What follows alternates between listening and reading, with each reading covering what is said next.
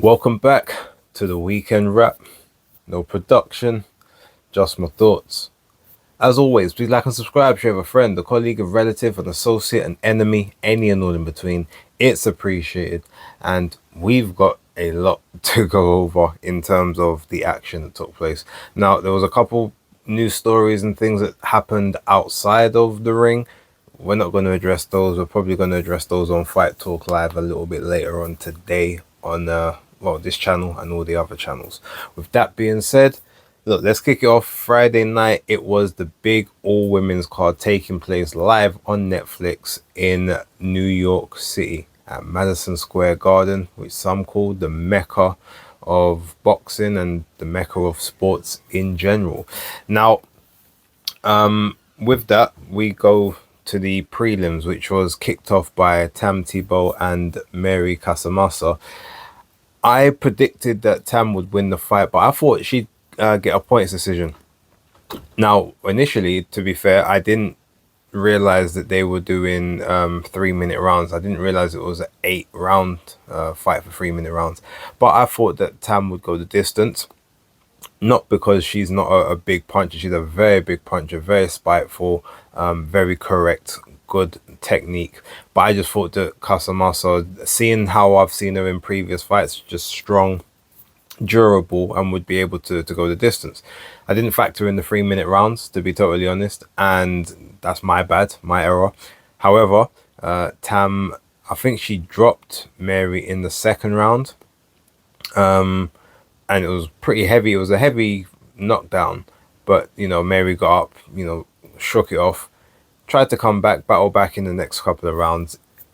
Realistically, as I said, Tam would basically keep her at the end of range, at the end of the straight shots, and ultimately that's kind of what did the damage into the fifth, where the fight eventually got waved off.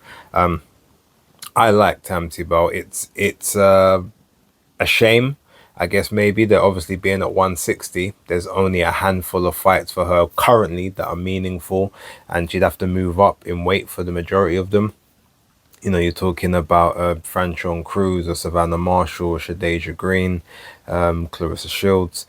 There's no one really at 160 anymore, but at least there is a new crop of slightly bigger women coming through. So hopefully she can build up some either decent rivalries or at least get some competition that is worthy of the talent. But I really do like Tam and sort of what she represents, French Canadian.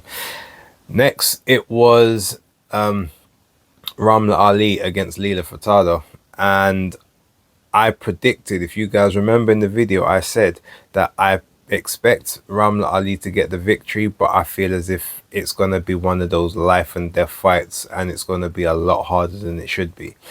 And I was 100% correct. But in actual fact, what I should have said is she's going to get the victory, but it's going to be a stone cold robbery. And that ultimately is what it was. Okay, let me not say stone cold, because there's been worse out there. Like Ramla did bank some rounds in there, and maybe there was other rounds where they felt she done cleaner work, even though the volume and I guess the punches landed from Lila were just greater. But I watched it twice. I didn't watch it live at the time. I was actually asleep, getting ready for the I had to have a nap before the actual event itself took place. But I was trying to watch it back when I was on the stream. I've since watched it back after that. And yeah, I'm in no doubt, same as everyone else, that Lila Furtado was robbed of a decision there. I had her winning about 5 of the rounds clearly. So there's an argument that you could maybe say that she won 6. Yeah, and I always said it was a bit of a weird signing, MVP signing Ramla Ali, but I can only imagine it's to do with the fact she's a name. Obviously, she's got the modeling thing. She's got the big story and the narrative behind her. At the division she's in, there are some fights where you can possibly draw. You can draw some rivalries or some intrigue, especially now that I guess Ebony Bridges has been signed. Those two are in a similar weight class. Shanika Johnson's in and around that weight class as well. So maybe they were just looking for strength in depth. But I didn't understand the signing, and I don't think it's long lasting. Ramla obviously being 35, She said she's going to be taking it one fight at a time. Based on this one, I don't think she's got many more left, especially when she's got loads of other interests, things that she can do and make money from. That's personal opinion there. Lila Furtado, I'm pretty sure that she will get another opportunity based off of sort of this bout, and I guess we'll have to wait and see what happens next with that moving forward. There was also, after that, it was Chantel Cameron versus Jessica Kamara. Now, I did predict Chantel would win this fight, and I said it would be via knockout. I thought that she would stop Kamara, because Kamara has been stopped by lesser women than Chantel previously. However, if you guys remember, I also said, if you watch the basis picks, that I may have to reconsider my position, finding out that Chantel only just arrived into the country on the day of the weigh-in. I don't know why that's the case, why she waited so long. Apparently they said she was at Heathrow for 72 hours, so maybe she had issues, maybe she needed a new passport. That could have been a reason, and she wasn't able to travel. She had to get emergency documents, or a visa was taking long or something. But being on this card and sort of knowing that you're with MVP from months ago, like, all of these things should have been sorted out. If it was about getting a new passport, the passport should have been dealt with months ago. The visa should have been dealt with at least 6 weeks ago. Like, I don't understand what the situation is there. But does any of that take away from the fact that in the ring she went life and death with Kamara? Maybe Kamara felt, you know what, I'm not about to be anyone's whipping girl. And possibly that's what it was. Did Chantel Cameron underperform? Has her level dipped? Is she now not what she used to be?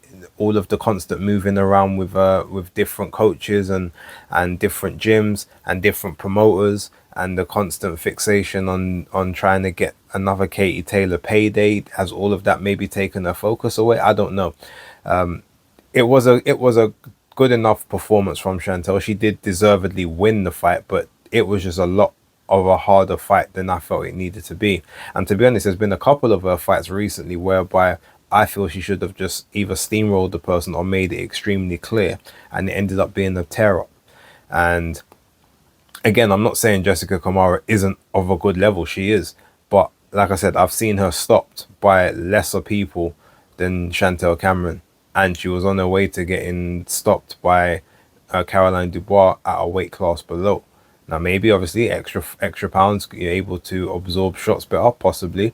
But yeah, I don't know sort of what's next for Chantel. She's obviously in that 140 division. She's got interim title there, so maybe she will become mandatory for one of Katie Taylor's belts.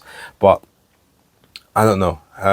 Her entire career, as successful as she's been in terms of she's won belts, she's been undisputed, that stuff, her career always just kind of seems a bit of a what if scenario. What if she stuck with one promoter? What if she didn't complain so much? What if she didn't, you know, there's so much in there to basically sort of factor it. It feels like there's a lot of wasted moments of potential and opportunities, but she got the victory. Congratulations. We'll see what she does moving forward. Right, the main event of the prelims, Shanika Johnson versus Sharita Metcalf, which was for undisputed at bantamweight, as Dina Forsland vacated her 2 belts, and I believe, I'm not sure if her ring belt, if she still kept the ring belt or not, but all the other belts were vacated. So it was between Shanika Johnson and Sharita Metcalf. I did predict Shanika Johnson to win. Now, I said it would be points. I felt that she would just be able to, she would stay too close to Sharita inside range and not allow Sharita to get full extension on punches. Punch with her, sort of rough her up on the inside and try to make it that type of fight, as that's kind of what Miyo Yoshida did in the rematch, which was a lot closer than their first fight. I still thought Sharita won that match, but I know a lot of people didn't think that she won it. So I can, you know, I thought that's the kind of the game plan you use. And someone like Shanika, who has been in fights again with like Nina Hughes, who's a bit of a come forward, more of a pressure-ish type fighter because she's so small. The Suzy Q Ramadan fight, even the sort of the Shannon O'Connell fight, which was, she fought more as a boxer in that one. And even the Ellie Scotney fight, she tried to, you know, get on the inside and play closer to the chest. So that's how I expected it to go. Well, she actually went one better and got a stoppage. Now, what I will say, and obviously, you know, shout out to the entire team, you know, Sharita, Coach Christine, and everyone else who was there. I do think the stoppage was, I'm going to say, I think it was BS by, you know, the doctor didn't say that she needed to be stopped. He said that she was good to go. Both doctors that they checked out said, no, she's fine. Sharita was she was coherent. She was answering questions, you know, coherently. There was no sort of slurred speech. She didn't have a glassy eyed look. She was fully alert, attentive, and responsive. And all the referee says, yeah, I don't like the way that she's taking these punches. He said, I'm going to stop it. Now, look, she did take a lot of clean punches. There were some that obviously buckled and wobbled the legs. But what I will say is, again, there's one thing, you know, they said her nickname is Chicken. There's a reason for that. She's got chicken legs. She's got very long, skinny, like slender legs. And part of that, being that taller person, you have poor balance. That, you know, and that's not something she's necessarily been able to correct in, like, you know, starting boxing as late as she has. So sometimes you take a shot and you do look like you get more wobbled because you don't have a solid frame under you. You don't have a very sturdy base. But outside of obviously the knockdown, and yeah, there was a couple shots where she took that you clearly tell that she was buzzed. Like, it was just, a lot of it was just a balance issue. And I feel like the referee was too quick to stop it. Maybe, obviously, look, he's in there. Maybe he just feels like, no, there's too much wobbling about here. She could be in serious danger, and she has lost about at least seven of these 8 rounds that were there initially. So while, you know, I thought the stoppage was BS, it's not one of the ones that I'm going to be like, oh, like, you know, it's terrible, shouldn't have done it. I can kind of see why he did, but ultimately for me, I just felt like it wasn't necessary, and she didn't need to be stopped in that moment. But she was heavily down on the scorecards, and she didn't have a puncher's chance to take Shanika out. So maybe it was just, okay, save her for myself. But yeah, with that being said, move on to the main broadcast, which started off with Ellie Scotney and Yamileth Mercado. Look, brilliant performance by Ellie. She pretty much whitewashed the cards for me. I would say maximum I could give Mercado's maybe 2 rounds, and that's being generous. One thing though, and it was something I thought that Mercado would do, which she didn't, is I thought that she would try to bully Ellie Scotney. She would step inside, and every time Ellie's trying to throw shots, just sort of barrage of punches. And she did it in spurts. And the times when she did it, she actually was able to back Ellie up and, you know, have some success. She wasn't necessarily landing super clean at those moments, but the aggressiveness is what I thought would get her the success. And those are probably the rounds that they ended up giving her, where she, you know, basically had to make Ellie move her feet. But the whole hanging back, trying to punch with her and counter her and stuff like that, just wasn't the game plan. Not with someone as slick, as talented as Ellie.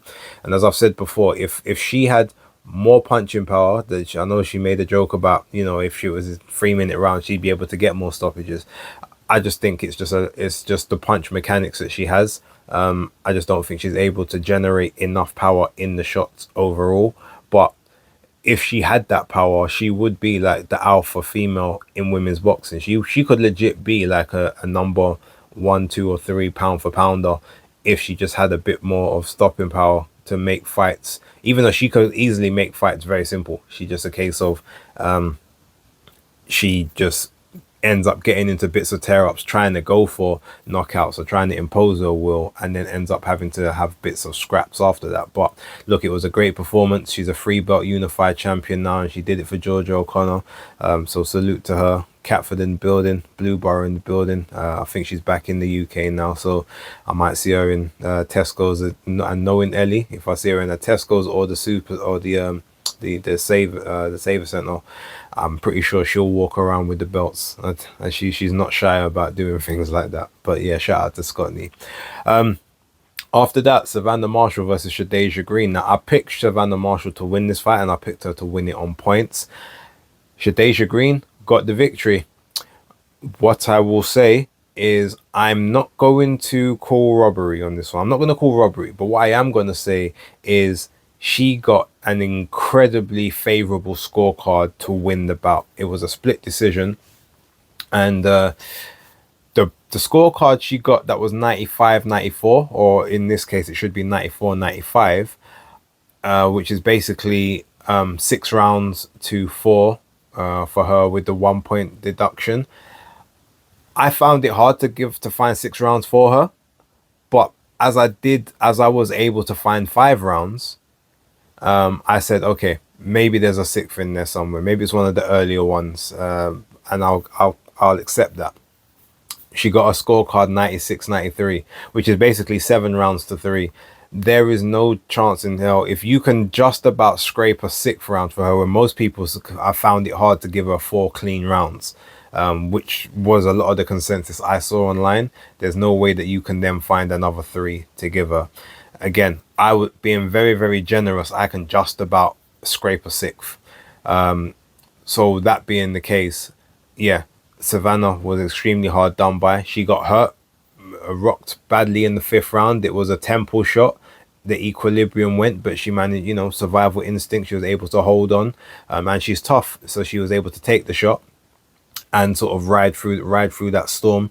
Took her a couple rounds to really get back and get fresh, but yeah, she came on strong at the end, to be honest. And I'll tell you guys how I actually scored the rounds. So I scored the first round to Savannah. I think I scored the second round to Shadesha Green, but I think it was in the third round Savannah hit Shadesha with a wicked right hand which buckled her leg. It might have been, I think it was the third round. Fourth round I scored to Savannah, and then the 5th round obviously Shadesha wobbled her, so she got the 5th. I gave her the 6th as well, and I gave her the 7th, although the 7th I felt was a bit of a closer round. Rounds 8 and 9 I scored to Savannah, and then round 10 I think Shadesha dug it out and pulled it out the bag. Now, had Savannah won that round there, I don't think there's any conclusion to say that she didn't win the fight. But losing that 10th round, I think, was the pivotal one, allowing not the robbery but the jobbery on the cards to take place. But yeah, obviously there was the one card that Savannah the one card that Savannah got was 96-93, which was basically 6 rounds to 4, and that's fine. I could see that, definitely I could see that for Savannah. And then yeah, the other card being 6 rounds to 4 for Shadesha, and then obviously 7 rounds to 3 for Shadesha. Yeah, I just didn't see those at all. But she got the victory. It's the second, in my opinion. As I said, it's a gift decision, but if we're looking at history, it's the second gift decision she got in a row. Clearly, they want her in those divisions to be the next one up for Clarissa Shields, to bring her back down to 168. Cool, it is what it is. It's fine. Again, I feel it was a gift, but it wasn't a robbery as such in that sense. So I haven't really got a huge thing about it, but it's just that scorecard of 96-93, that 7 rounds to 3 scored card just really sort of stunk. And having seen that was twice, people were like, okay, the robbery is definitely coming in for Katie Taylor next. Now we're going to discuss that one in a moment, but Alicia Baumgardner versus Jennifer Miranda. Now I predict Alicia Baumgardner to win this fight. I predicted her to win it via knockout. I just felt that Miranda didn't have enough power and would just be able to be walked down and shaped up on. Well, I was deadly wrong, and being totally honest, I actually scored the fight for Jennifer Miranda. I had it 94-96. I thought she won 6 rounds. I thought she won them quite clearly. Landed very clean on Alicia Baumgardner, was out jabbing her for a lot of periods of times. The backhand was getting in a lot quicker. Alicia was having trouble sort of managing the distance, finding range, getting on the inside of the range. To me, I just feel that Miranda pulled it out the bag, and ultimately to then get scorecards of 2 scorecards, 98-92, and then I think another one was it 90? I think the other one was it 99-91 or 97-93? It was one of the two, and yeah, Alicia Baumgardner got the victory, which I gotta be honest, as much as I love Alicia and everything, as you guys know, she didn't deserve that. I feel that that was a gift as well. Were the lights too bright? Did she underestimate Jennifer? Did she think, oh, I can just take her out with one shot? And she started doing better when she was started actually throwing combinations, but obviously we know that one thing about Elisa, she doesn't have the greatest gas tank. So maybe she's always looking for that one shot, because throwing combinations and throwing, and popping out one, two, three shots at a piece, obviously drains the reserves a bit more. But yeah, it wasn't a great performance. I feel like she's gonna have to redeem herself in the next one. But knowing her, and I guess if she hears any of the criticism online, I'm sure that'll put a chip on her shoulder and a battery in her back to then do better in the next one. But look, congratulations to her. Kept the belt, still undisputed at 130. Let's see what she does moving forward. And props to Jennifer Miranda. I want to see more of her now. She's got a loss on the record, but now I want to see what she does next. Plus, obviously, I guess that Money Heist connection really sort of helped her out in times as well. Next, Katie Taylor versus Amanda Serrano. Now, look, to me, there was 3 gift decisions to MVP fighters on this card, and that made me believe that the fix was in.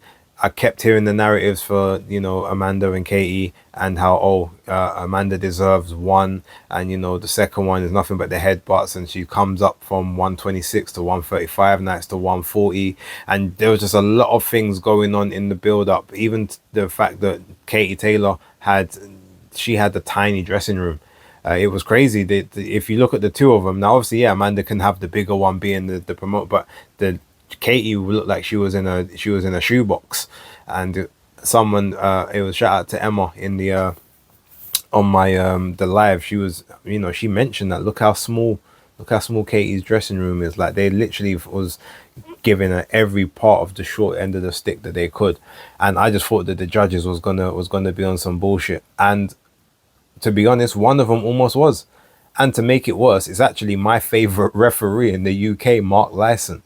He scored the bout 95-95. He scored it a draw. He tried to find a way to give Amanda the decision. Now, being totally transparent, I think I gave Amanda one round too many on my scorecards. I haven't watched it back, but I was trying to look for rounds like, okay, who's really got this one? And I was trying to be not unbiased, because I didn't really care who won, except for the fact I just wanted it to be fair and conclusive.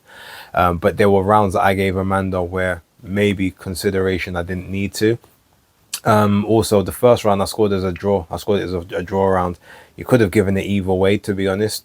And really, but maybe if you give it anyway, you give it to Katie. But ultimately, I gave it the first round a draw.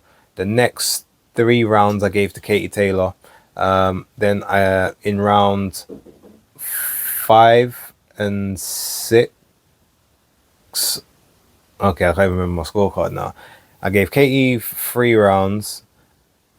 I think I gave Amanda round 5. I gave Katie round 6. I think I gave Amanda round 7 and 8. And I think I gave Katie round 9, and I gave Amanda round 10, I believe.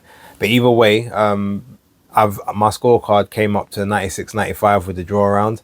Had I've given that to obviously Katie, then, because I feel like she would have won the round if it wasn't a draw. Just no one did anything. Both ladies, so only landed 1 punch apiece.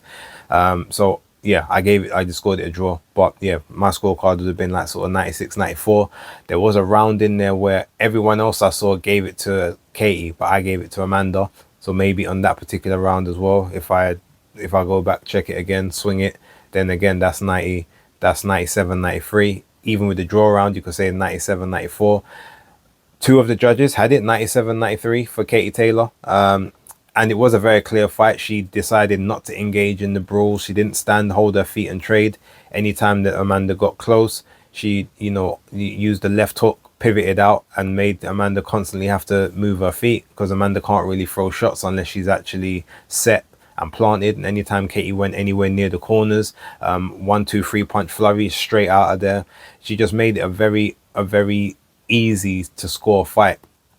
You know, it was a couple of rounds where she slowed down a little bit, maybe got trapped once or twice, couple good body shots from Amanda, and I did count some of those body shots, hence why I did give her some of those rounds. But yeah, Katie just made it conclusive, clean, clear that she won the fight. So technically she made me wrong twice, because on 2 occasions I picked Amanda, but I only picked Amanda based on her it being MVP shows. The first time they didn't do the robbery. I said, okay, cool. But this time the whole narrative just felt like the robbery, they was going to by hook or by crook do it. Like I said, Mark Lyson tried, but Katie Taylor showed her superior dominance. She's now 3-0. There's no need for the two of them to have their names linked to each other anymore. We decide whether or not Katie is going to be whether she's going to carry on for maybe 1 or 2 more, or whether this is going to be the last one. To be totally honest, I would say this is my personal opinion. I know that the Croke Park thing, that's obviously her dream. That's what she wants. They're saying financially, it's just like it's a hard fight to put together without backing or without maybe government or a discount on the venue. I'm going to say this based on the fact, especially that Katie Taylor has had the last 2 fights off of Matchroom, off of DAZN, at Netflix. Obviously Eddie Hearn, I'm assuming, will take a part of a promoter's fee from her purses, so he hasn't had to take any of the financial burden. If it's Katie's last fight, and we're talking about the last, so not there's going to be fights of it. If this is the last fight, it's in my last fight, farewell fight, I either want to finish the trilogy with Chantel Cameron, or I just want a big fight at Croke Park, I would say Eddie Hearn, Matchroom, Frank Smith, take the hit. You guys are an extremely profitable company. You make money hand over fist year on year. You know, you've got that big deal. One loss, I mean, yeah, okay, I know you might take losses on shows sporadically, and but very much you're very economical, so the business model works. You don't take a lot of losses. If you've got to take a loss on this one, take the loss. At most it might be, let's say for instance it's £1 million and it's a loss of £1 million. I feel like you can do the books in a way whereby you can cover that loss. It's Katie's last fight. She's been an amazing servant to Matchroom. She's been an amazing servant to women's boxing. She's a pioneer. She deserves this Croke Park, this outing, if that's what she wants. Like, the loss won't kill you, it won't bankrupt you, it won't destroy your company. Do it on this one occasion, because she deserves it. And that's sort of my opinion on it. Whether they listen to me, cool, I get it, but that's how I feel about it. Now, moving on to the other card, there's a lot more I could say, but again, Fight Talk Live, we can get into a lot more of it. We can get into a lot more of that. But yeah, so we had the ring card take place a few hours ago, and to be fair, every single fight on there delivered, and that's all we want. We just want, they don't all have to be action tear-ups, but every fight delivered. You had David Morrell versus Imam Kataev. Morrell, I didn't score the fight. I'm gonna be honest, I didn't score any fight on this card, so I'm not gonna say anything was robberies, gifts, or whatever. But it did feel a bit fortunate that David Morrell got the decision, especially considering that the round that he had the best success in, the round that he was actually winning the cleanest, is the round he ended up getting knocked down in right at the end of the round, because he was being stupid and styling and showboating when he didn't need to. And I thought that was pivotal. But that being said, because he was winning the round so conclusively, maybe the round ended up being 10-9 to Kataev instead of 10-8, or maybe it ended up being maybe they thought that Morrell was doing so well in that fight, that round, it could have almost been a 10-8 to him. And then with the knockdown, it ended up being a 9-9. But I don't know if they was doing 10-point must system, but I would assume that could be the only reason why he was able to get those cards, that they scored it a 10-9 instead of a 10-8. But yeah, I'd have to go back, rewatch all the fights and score them, and do maybe on basis on one of the casual streams or the live or something, give my scorecards for each bout. But obviously I'm a big Morrell fan, so I'm quite happy that he won. But it didn't feel like he won. And I feel like there's some changes he needs to make. First thing he needs to do is get rid of Ronnie Shields as a trainer. I've said that from time to time. He also needs to get a trainer that's going to make him work throughout the rounds. He can't, not everything can be a counter punch. Yeah, you might be a big puncher, but you've clearly seen that at 175 they can take the punches better than they could at 168. So now you got to get more work rate into you, because without that work rate, people are going to outwork you. It's just fortunate that Imam Katayev has got a worse work rate and engine than you do, because literally he looked spent from the third round, and maybe he wasn't, but his body language, everything about him looked like he was ready to go from the third, and it was just due to you not having the necessary work rate to get through and go through the motions as to why that fight ended up being as competitive as it was. But congratulations, you got the victory. Don't squander it. That's what I'll say. Next up, we had Alberto Puello versus Sullivan Matias. Now, I did pick Matias to win this fight. I picked him to win it via knockout. I just felt that Alberto Puello, if he stayed too close to Matias, eventually the punches will start to just wear him down. But if he starts to move about too much, he'll gas out energy and eventually will sort of get stopped that way. But no, this was actually a brilliant fight. And to be fair, Alberto Puello, I think he landed a lot more of the cleaner punches. He was actually landing in between Matias's shots quite regularly. I didn't score the fight, but I didn't envy the judges trying to decide who won the fight either. But he fought the fight with Matias like he barely moved. He stayed in the pocket for the most part, trading with him, tucking up. A couple times, the head went in a little bit, more for protection than anything else, I think. But it was just an all-out war. To me, it was the fight of the night, just in terms of nuts and bolts entertainment. I feel like he was incredibly hard done by to not get the victory. But apparently Turki Al-Sheikh has said that he will be granted the winner of the Subriel Matias and Dalton Smith fight, which will take place in November. So yeah, Alberto Puello will be guaranteed the winner of that fight, to a chance to obviously win his belt back, which is good, because he put up a hell of an effort, and there's no reason why, unless a mandatory gets called immediately after that fight, why he shouldn't be given an opportunity to run it back, because it was a great performance by him and Sulbriel, to be honest. It was just a great fight. I'm going to go and watch it again later on tonight when I've sort of finished everything else. But yeah, shout out to Alberto Puello and to Sulbriel Matias. They put on a great fight. And Matias, he loses his 100% win streak via knockout for every fight that he's fought. Now it's a bit like Better Beef. I guess he found his one with Bivol, and I guess Matias has found his one with Puello. It was a good fight to watch. Next was the co-main event, which was Shakur Stevenson versus William Zepeda.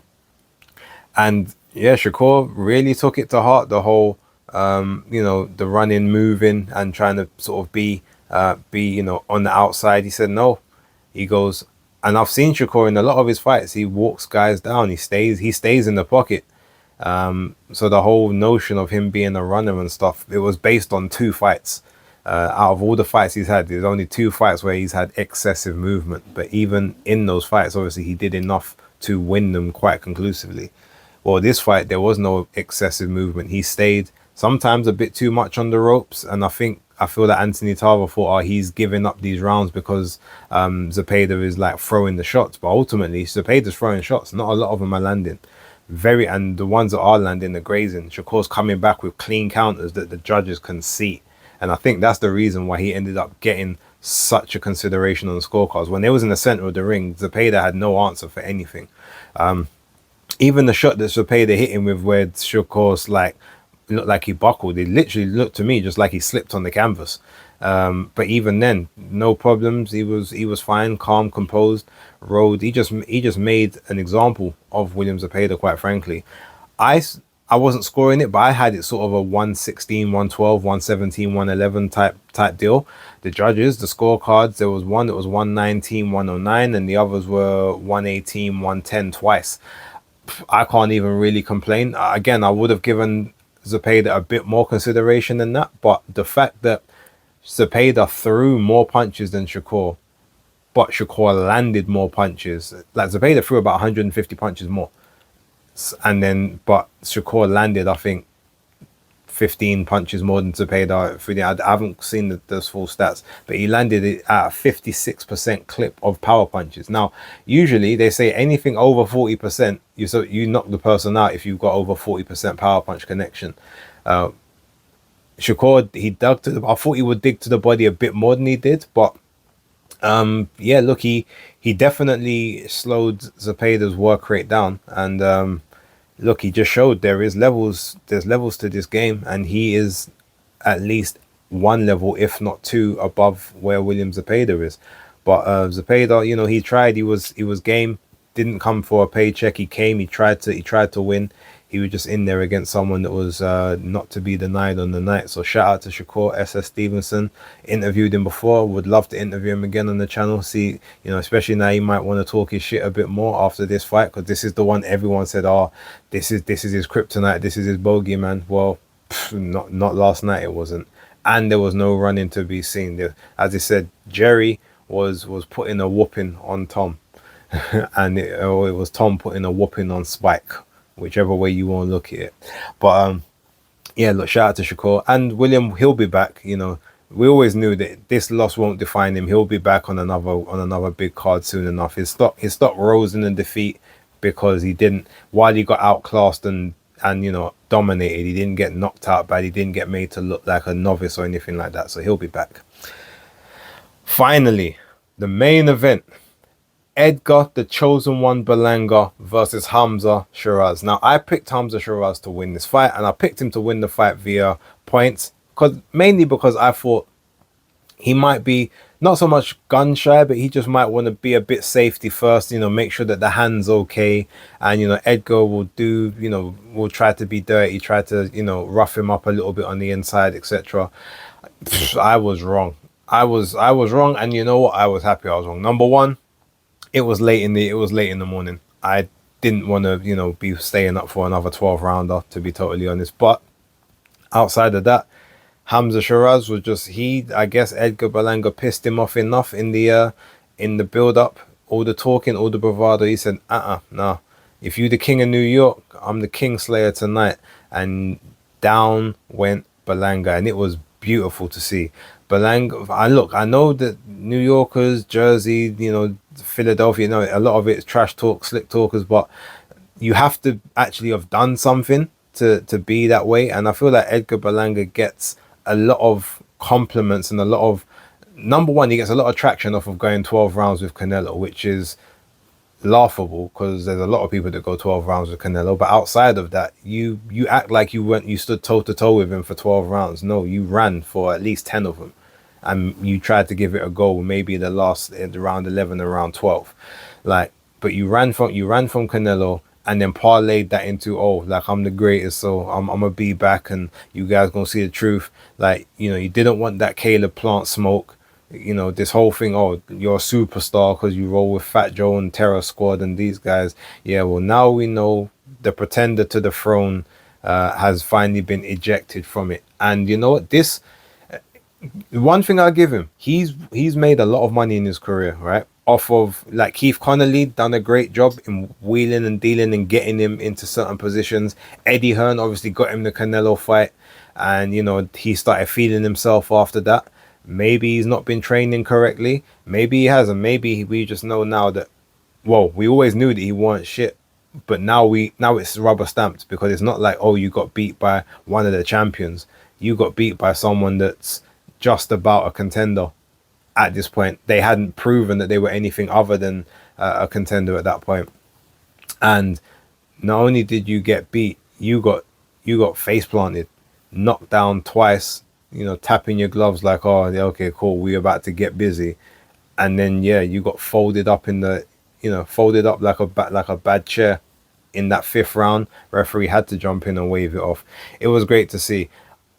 There's no trash talk that you can come with now. There's no slick talk. There's nothing he can say now apart from just to be quiet and beat off the socials, because at this point in time, it's just not, it's done.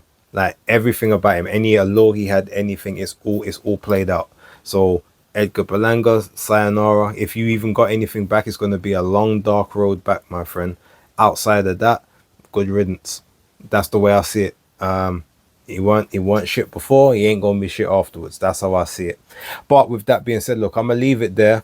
Video's been running long enough, and I've got a couple duties I need to do. Look, don't forget to like, subscribe, and share. I'll catch you all on Fight Talk Live a little bit later with myself and Danny Glover, and hopefully Maestro will pull up, but you know, he's been a bit hit and miss recently, so who knows. Yeah, don't I'm trying to think. There's going to be some work later on for this week, but I'll give you guys a heads up on that a bit later on. But yeah, take care. I'll catch you on the next one. As I said, like, subscribe, and share. Peace.